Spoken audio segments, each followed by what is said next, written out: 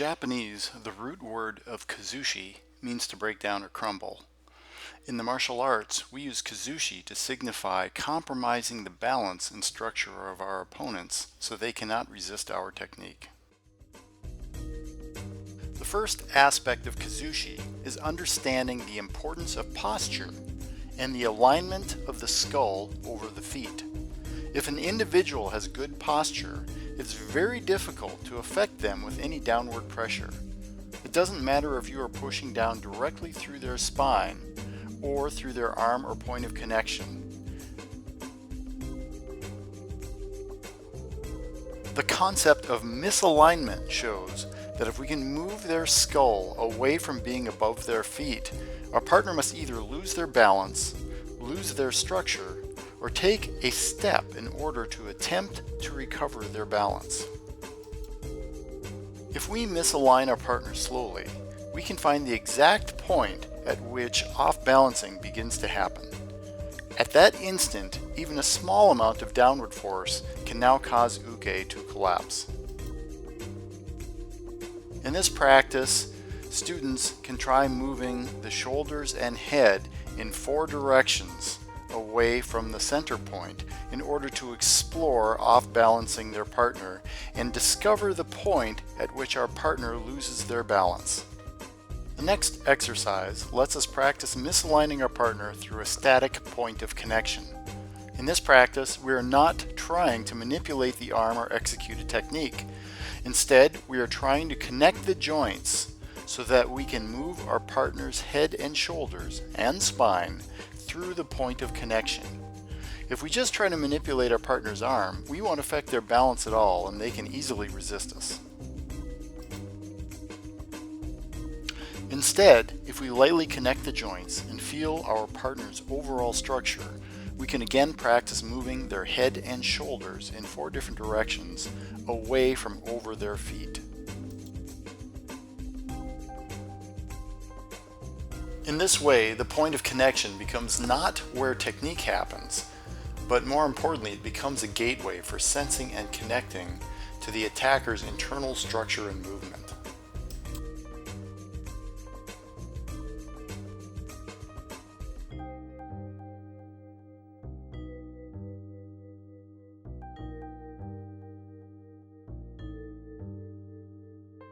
It's important to first create a spiral to connect to uke's center before trying to move it in a direction.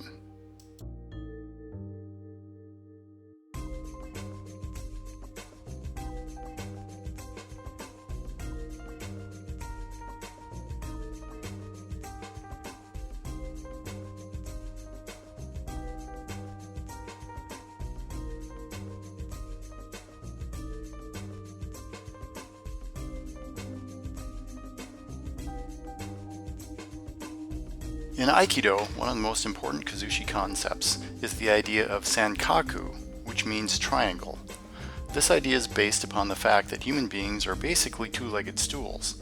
If we take the point of connection perpendicular away from the line of attack, we can off-balance our opponent. The line of attack can be visualized by drawing an imaginary line between the 2 points where the attacker's feet touch the ground. Along this line, the attacker is very strong.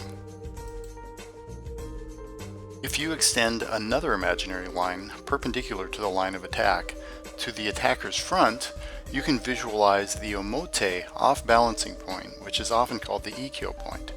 The feet and the ikkyo point form the 3 points of the omote Sankaku. Similarly, if you extend an imaginary perpendicular line to the rear, you can visualize the ura off-balancing point, which is often called the shikaku point. Shi means death in Japanese, so this translates as the death point. Taken together, we should always be able to visualize these 2 triangles relative to uke's attack and take advantage of them to destroy our opponent's structure. In this clip, we've marked the tatami to demonstrate uke's 2 Kuzushi Sankaku and asked our uke to remain static. If we take the point of connection to either the ikkyo point or the shikaku point, it is effortless to cause our partner to collapse or move in order to recover.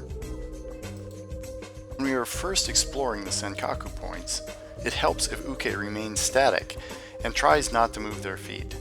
Unfortunately, attackers tend to keep moving and make adjustments, so of course Kuzushi becomes more complicated against more realistic attackers. Develop the next three exercises. I've developed the next three exercises to apply the principle of Sankaku off-balancing in a more dynamic and spontaneous setting. Basically, there are three levels of timing for these exercises.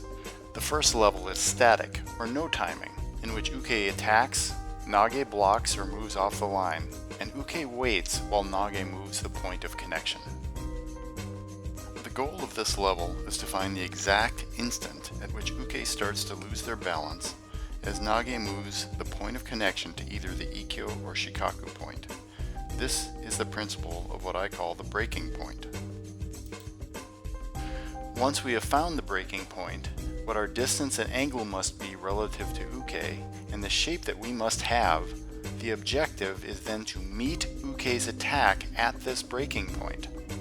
At the instant of contact, uke must already be at the breaking point. It's okay to have uke attack slowly, but if uke still has their complete balance when they connect to nage, it's still level 1 timing. We can tell if we have met uke at our breaking point when uke's effort to push or pull against us only makes them more off-balanced. Third level involves even earlier timing. Nage must move their body completely into either the ikkyo or shikaku point, so that at the instant uke connects, they are already reaching into their own Sankaku point. Another way to think about this is that nage has started the technique where the technique actually ends. If nage moves too soon, uke will change their attack. If too late, uke will still have their balance and be able to apply their strength and structure into the attack.